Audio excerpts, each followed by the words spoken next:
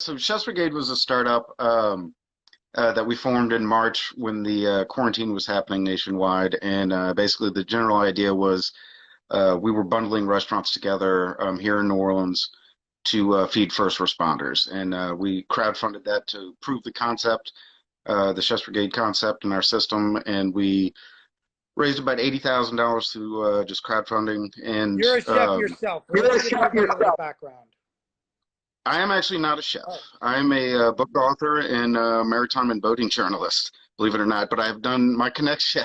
My connection to restaurants is social. I have a couple of friends who own restaurants here in New Orleans, and I've also done 4 cookbooks. Um, so that is my connection to the restaurant okay. industry. But so we ran the brigades.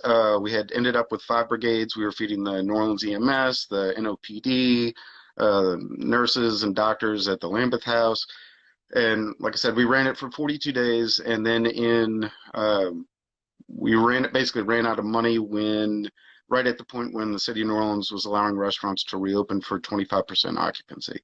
Um, late in June, in late June, the city of New Orleans and FEMA released an RFP for an $18 million project to feed the Okay, let's food slow down. insecure. Sure. Let's slow down. We got to explain to people what an RFP is, right? And how that whole process works. And I want to do it slowly because it's an unbelievable opportunity if you know how to navigate it, and you did a great job. So let's explain RFP and what the process is. Sure, it's a request for proposal. So what we actually had to build an entire coalition to handle this. The RFP called on feeding 30,000 people 2 meals a day, and those meals were home delivered meals. And so we formed a giant coalition. We had eventually ended up with 80 restaurants working alongside us. We have part of our coalition is the New Orleans Culinary and Hospitality Institute. It's a large cooking school right here in downtown New Orleans. Absolutely beautiful facility and just great people. And Revolution Foods, which is a large company based out of Oakland, California. They provide lots of school lunches across the country, basically. And so we formed this coalition together. We all bid as a united coalition, and we won the How bid. big was the And bid? That's important for people to know. it was $18 million, and it called on us to feed 30,000 people 2 meals a day. And those are home delivered meals. And we basically took 80 restaurants, all independent restaurants, mom and pops, uh, delis, um, Indian food restaurants, Cajun, Creole. It is just, I mean, it is just across the board. We have caterers, we have food trucks, and paired everybody together in kind of in a super heavy brigade and pointed them at the food insecure here in the city of New Orleans. And so we did win that bid, or our bid did win, and we turned this enormous beast on July 7th, and have been actively feeding the city of New Orleans, the food insecure in the city of New Orleans, since then for what feels like 2 years, but it's actually been about 4.5 months. Wow. So you and I met earlier today, and that's part of the reason why I wanted to bring you on tonight. Essentially, guys, what Troy did is pretty unbelievable, and is very much inspired a lot of people. I did not know about this program before, but it lines up to what we're trying to do by helping local restaurants serve the food insecure.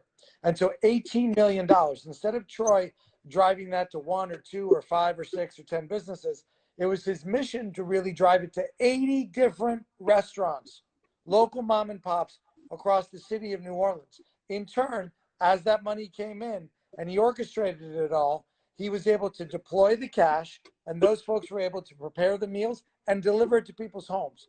If you want to talk about somebody who found the silver lining in an RFP city process, this guy did it. I give a lot of compliments to the city of New Orleans for allocating a certain amount of funds and recognizing 2 issues: supporting their local businesses and supporting those people who are food insecure. And part of the reason why I wanted him to come on tonight is this is a model for every city in America Pay attention to this. Okay. Yeah, and this is absolutely was kind of a run as a pilot program, and it does not exist anywhere else in the United States. And to be quite honest, as I explained to you earlier when we chatted earlier, the we're actually kind of stunned that it did not, other cities did not actually start hearing about it, and was, where is our program? And that is we are starting to be contacted. We've been contacted by the city of Houston and Louisville just in the last couple of weeks, Louisville, Kentucky. But the key to this program, kind of like how when we were chatting earlier, how I said, I could bring in 1,000 restaurants into this program and give them, allocate, 2 or 3 meals a week to them, but that does absolutely nothing for the restaurants. So the fine line that we have had to walk for 4.5 months now is bringing in as many restaurants, touching as many restaurants as we can with this low financial current through this program to where it actually makes an impact. And it has made an impact. We absolutely know for sure 10 restaurants within the program are open specifically because of this. And we know that we have staved off the closure at least 20 other restaurants over the course of this 4.5 months. We have, on average, this program has allowed each of these restaurants to either retain or rehire 5 employees to their staff, basically in the kitchen staff. Mm-hmm.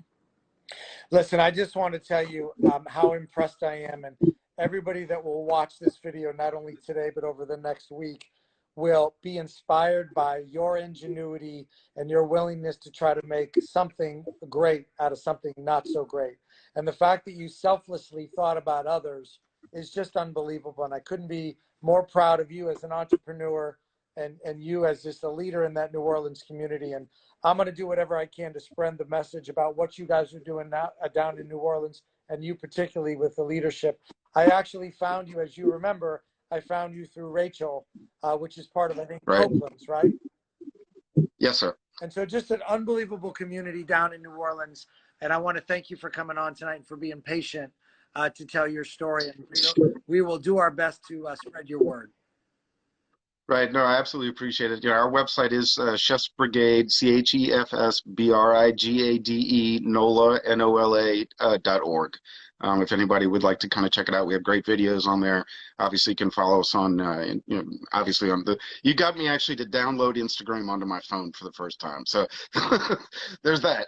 But, of course, we have, on all we have a social media team, and they're on all, Facebook and Twitter. Awesome. And all that good stuff. Thank you, brother. Peace to you. Love you very much. And keep up the good work.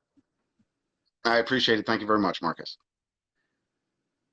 I love meeting people who take matters into their own hands. And a lot of people have done amazing things. And the problem is with all the craziness that was happening this summer and the election process, the kind of work that people were doing, that noise just got, all that good work just got drowned out by all the noise.